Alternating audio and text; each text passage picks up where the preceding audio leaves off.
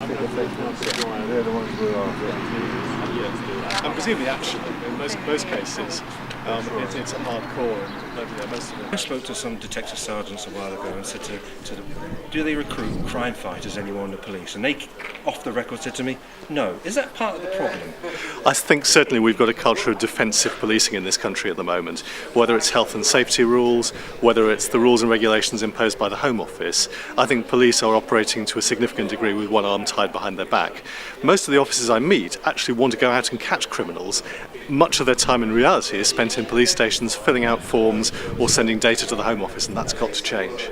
And indeed, Her Majesty's Inspectorate recently said about antisocial behaviour is that we should stop perhaps calling this antisocial behaviour and start getting back to calling it crime. Do you agree with that? Well, I've said all along, I think antisocial behaviour, insofar as it affects communities like this, is all about crime. It's minor crime, but it's crime that can be prosecuted in a court of law, and it's crime that must be dealt with, whether it's an arson attack like the one that we're talking about here, where the consequences could have been absolutely horrendous, whether it's somebody vandalising a bus shelter, whatever it may be. These are crimes. The police have to be given the powers to deal with them quickly and effectively, and to deter those who do these things from doing them again. Would you look at something like New York City and zero tolerance as possibly offering a solution in that way? Well, my view of zero tolerance in this country is it is all about the fight against antisocial behaviour. If you look at who causes antisocial behaviour, there's a mix. Sometimes it's wayward teenagers who get into a bit of trouble but will grow up to be model citizens.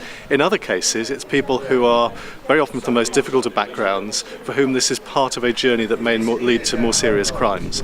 And so if we can get to grips with offences when they start, when the first time individuals offend, the smaller things that they do, then we have a better chance of stopping some of them at least from going on to things that are more serious. Some people might say that it's interesting over the last few years, one of the most radical thinkers in respect of social justice, in fact, Ian Duncan Smith. Ian Duncan Smith has had a huge influence on the Conservative Party. I have to say I admire what he has done enormously to respond to what happened over his leadership by establishing such a reputation, not only a first-class think tank, but also a personal reputation for being a thought leader in this area. He is one of the most influential people in British politics today. He is rightly recognised for that, and his influence will be felt in the policies that a Conservative government will implement if we get the chance after May the 6th. And finally, Stephen Metcalfe, impressed? Stephen Metcalfe's a very good, hard-working candidate. He's exactly what we need. We have to be able to say to the electorate, you want 5 more years of Gordon Brown? Mostly they say no. You want change? Mostly they say yes. But they also want somebody who'll work hard in their local communities. And I think in Basildon we can offer them the change they want. We can also offer them a first-rate local candidate who will work exceptionally hard for this community.